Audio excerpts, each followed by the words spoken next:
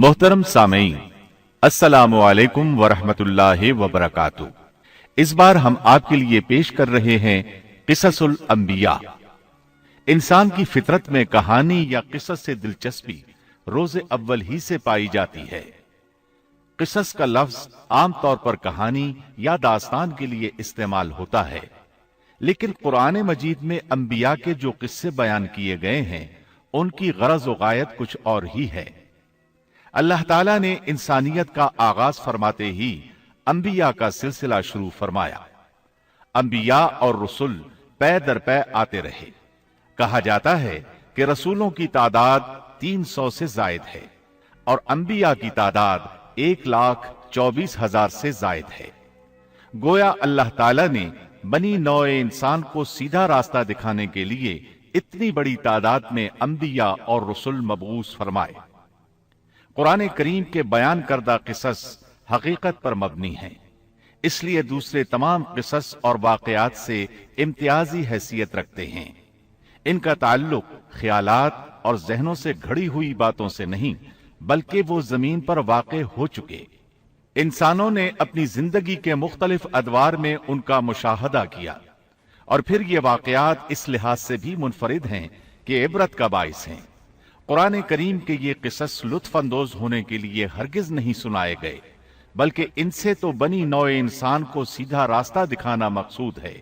ये मकसद था कि इंसानियत इबरत पकड़े, रोजे जजा के बारे में आंखें खोल ले, इन वाकयात को सुनकर और पढ़कर अपना रास्ता मुंतखब कर ले। गुज़श्ता अंबिया की उम्मतें जो भयानक जराइम करती रही हैं, उनसे अपना दामन बचा ले। इसीलिए अंबिया के हालात से वाकिफियत अजहद जरूरी है। जब तक हम अंबिया के वाकयात से रूशनास नहीं हो जाते, उस वक्त तक कुरान मजीद तक मुकम्मल रसाई हासिल नहीं कर सकते। कितनी बार सैयदना आदम अलैहिस्सलाम का किस्सा बयान हुआ, कितनी मर्तबा नूह अलैहिस्सलाम का तज़किरा हुआ। इसी तरह मूसा अलैहिस्सलाम और बनी इसराइल का जिक्र आया। फिरौन का वाकया बयान हुआ। मूसा अलैहिस्सलाम और फिरौन का जिक्र तो करीब करीब 70 मकामात पर आया है और मुसलसल किस्सा बयान होता रहता है। कितनी सूरतों का नाम अंबिया के नामों से मंसूब है। लिहाजा जो शख्स इन किस्स से लाइल्म है, वो कुरान के एक बड़े हिस्से से महरूम है। इन वाकयात से रहनुमाई हासिल करने से एक मकसद ये भी है कि दावत इलल्लाह का रास्ता मालूम हो जाए, लोगों को अल्लाह की तरफ बुलाने का ढंग हमें आ जाए। अल्लाह करे हम भी उन लोगों में शामिल हो जाएं जो अल्लाह की तरफ दावत देते हैं। हम भी नेकी का हुक्म करने और बुराई से रोकने वाले बन जाएं। अम्र बिल मारूफ और नही अनिल मुनकर के सही रास्ते पर चलना उस वक्त तक मुमकिन नहीं जब तक कि हमारे सामने कोई ऐसा नमूना मौजूद न हो जिसके मुताबिक हम अपने आप को चला सकें। और साफ जाहिर है सबसे अजीम और बेमिसाल नमूना नबी अकरम सल्लल्लाहु अलैहि वसल्लम की मुबारक शख्सियत है। जैसा कि अल्लाह ताला फरमाते हैं, यकीनन तुम्हारे लिए रसूलुल्लाह की जिंदगी बेहतरीन नमूना है। रसूल अकरम सल्लल्लाहु अलैहि वसल्लम के बाद सबसे नुमाया मिसाल और नमूना बाकी तमाम अंबियाए किराम हैं। फिर सहाबाए किराम और सालेह लोग भी नमूना हैं। अंबियाए किराम के वाकयात कुरान करीम के जरिए हम तक पहुंचे हैं। इसी तरह नबी करीम सल्लल्लाहु अलैहि वसल्लम की सीरत मुबारका और आपकी अहादीस मुबारका से भी हमें उनके हालात और वाकयात मालूम हुए हैं। नीज तारीख की कुतुब में भी उनके तस्करे मौजूद हैं। अंबिया के मौजू पर लिखी जाने वाली कुतुब में से वाज़े और नुमाया हैसियत इमाम इब्ने कसीर रहमहुल्लाह की किताब क़िससुल अंबिया है। इसके अलावा इमाम तबरी की तारीख तबरी और इब्ने कसीर की अल बदाया वन निहाया में अंबिया की सरगुज़श्त मौजूद है। हमने इन क़िसस को आप तक पहुंचाने में इन्हीं कुतुब को पेश नजर रखा है, इसलिए कि काबिल एतिमाद तसानीफ यही हैं। खास तौर पर हमने इसराइली रिवायात को जगह नहीं दी, न ही ज़ईफ रिवायात का सहारा लिया है, बस सही अहादीस को बुनियाद बनाया है और उन अजीम मुफस्सिरीन किराम की तफासीर पर एतिमाद किया है जो अल्लाह की नाजिल करदा आयात के मुताबिक तफसीर करते हैं। خاص طور پر ہم نے تفسیر ابن کثیر اور تاریخ ابن جریر کو ترجیح دی ہے۔ اس حصے میں آپ سنیں گے زمین و آسمان کی تخلیق سے پہلے کیا تھا، اللہ تعالیٰ کا عرش کہاں تھا، اللہ تعالیٰ نے زمین و آسمان اور پہاڑوں اور درختوں کو کتنے دنوں میں پیدا کیا، کون سی چیز کس دن پیدا کی گئی اور کون سی چیز سب سے پہلے پیدا کی گئی، فرشتے، جن اور انسان کس کس چیز سے پیدا ہوئے، انسانوں اور جنوں کی تخلیق کا مقصد، ابلیس کون تھا، تخلیق کائنات اور تخلیق آدم۔ پیشکش محمد طارق شاہد۔ اللہ تعالیٰ فرماتے ہیں، اللہ ہر چیز کا پیدا کرنے والا ہے اور وہی ہر چیز پر قدرت رکھنے والا ہے۔ اللہ تعالیٰ وہ ہے جس نے آسمانوں، زمین اور ان کے درمیان کی سب چیزوں کو 6 دن میں پیدا کر دیا، پھر عرش پر جلوہ فرما ہوا۔ مزید اللہ تعالیٰ سورۃ الحدید آیت 4 میں فرماتے ہیں، وہی ہے جس نے آسمانوں اور زمین کو 6 دن میں پیدا کیا، پھر عرش پر جلوہ فرما ہوا۔ وہ خوب جانتا ہے اس چیز کو جو زمین میں جائے اور جو اس سے نکلے اور جو آسمان سے نیچے آئے اور جو کچھ اس میں چڑھ کر جائے، اور جہاں کہیں تم ہو وہ تمہارے ساتھ ہے، اور اللہ تمہارے اعمال کو دیکھ رہا ہے۔ اسی طرح اللہ تعالیٰ سورہ ہود آیت 7 میں فرماتے ہیں، اور اللہ ہی وہ ذات ہے جس نے 6 دن میں آسمانوں اور زمین کو پیدا فرمایا اور اس کا عرش پانی پر تھا۔ امام احمد بن حنبل رحمت اللہ علیہ نے ابو رزین عقیلی سے بیان کیا ہے، انہوں نے کہا، اے اللہ کے رسول صلی اللہ علیہ وسلم، آسمانوں اور زمین کو پیدا کرنے سے پہلے ہمارا پروردگار کہاں تھا؟ آپ نے فرمایا، عما میں تھا، یعنی اللہ کے سوا کچھ بھی نہ تھا، نہ اس کے اوپر ہوا تھی اور نہ اس کے نیچے ہوا تھی، مطلب یہ کہ کچھ نہ تھا، پھر اس نے پانی پر اپنا عرش پیدا کیا۔ گویا یہ تھی مخلوق کی ابتدا۔ امام احمد، امام ترمذی، امام ابو داود اور بہت سے دوسرے محدثین رحمہم اللہ نے سیدنا عبادہ بن صامت رضی اللہ عنہ کی روایت بیان کی ہے۔ وہ کہتے ہیں، میں نے رسول اکرم صلی اللہ علیہ وسلم کو فرماتے ہوئے سنا، آپ فرما رہے تھے، بلا شبہ اللہ نے سب سے پہلے قلم کو پیدا کیا، پھر اللہ نے اس کو حکم دیا، لکھ، چنانچہ وہ اسی وقت چل پڑا اور قیامت کے دن تک ہونے والی ہر چیز لکھ دی۔ یہ اللہ تعالیٰ کا علم تھا جس کو قلم نے اس کے حکم کے مطابق لوح محفوظ پر لکھا۔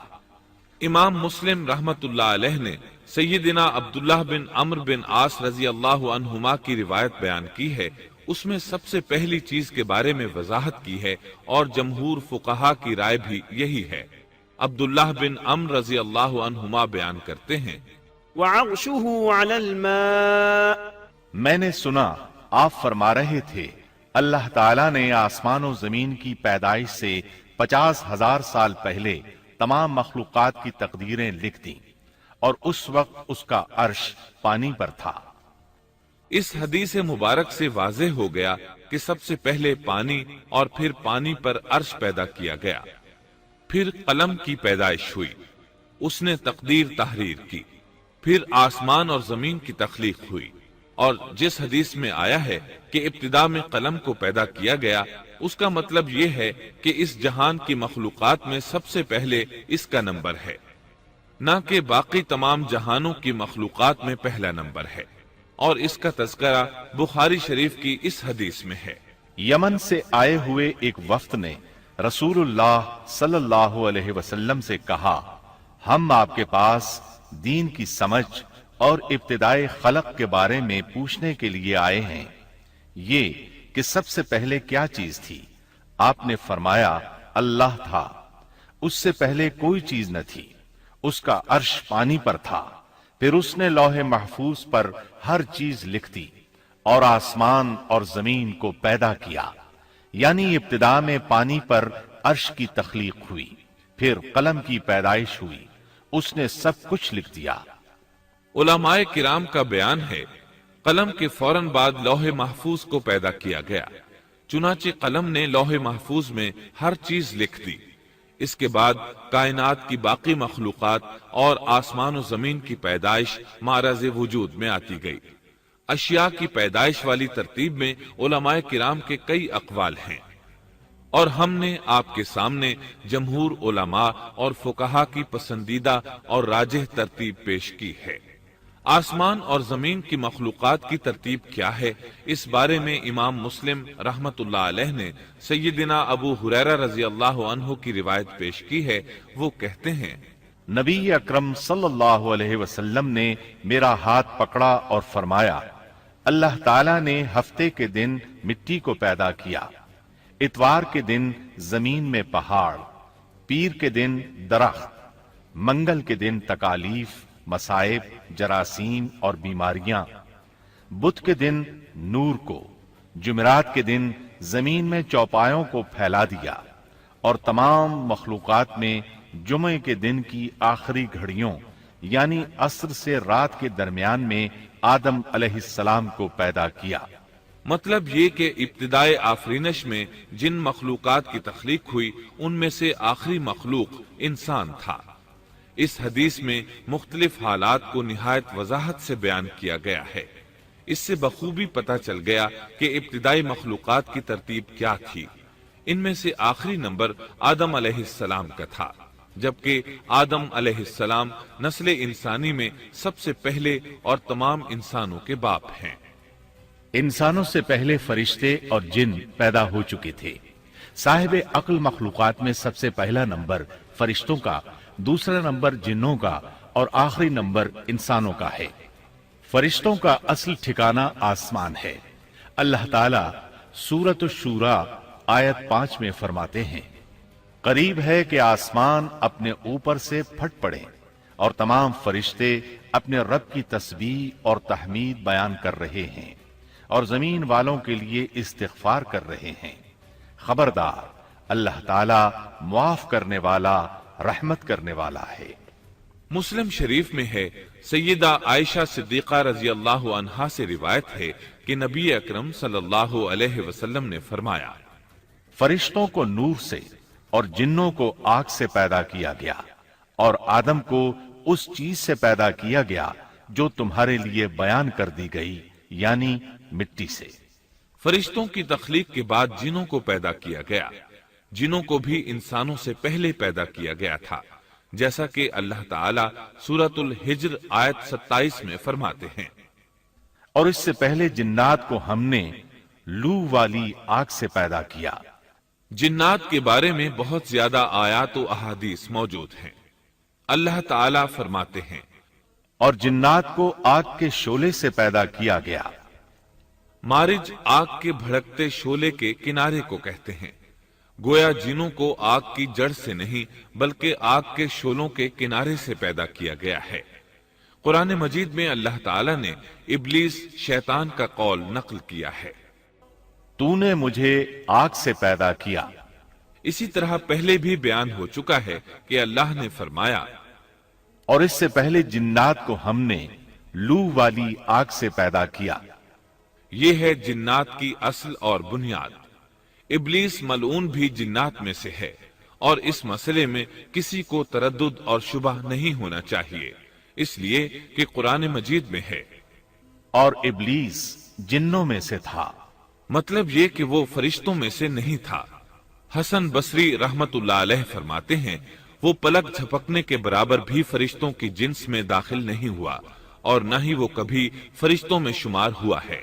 وہ جنات میں سے ہے کیونکہ اس نے خود اقرار کیا تھا، اے اللہ، تو نے مجھے آگ سے پیدا کیا ہے۔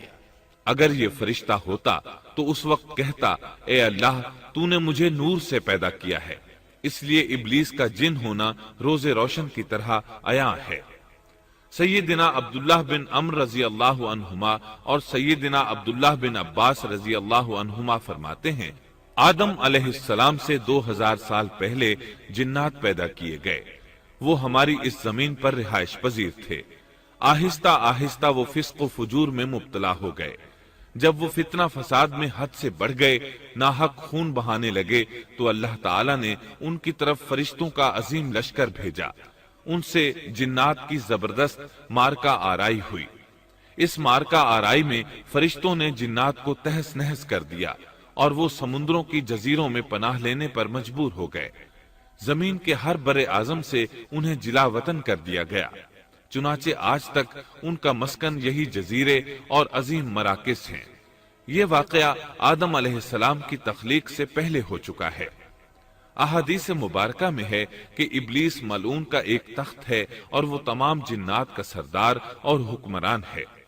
اس کا شاہی تخت پانی پر ہے، اگرچہ اس کی متعین جگہ ہمیں معلوم نہیں۔ یہاں تک ذکر تھا سیدنا آدم علیہ السلام کی پیدائش سے پہلے کا۔ Thanks for watching. Don't forget to like, comment, share and subscribe to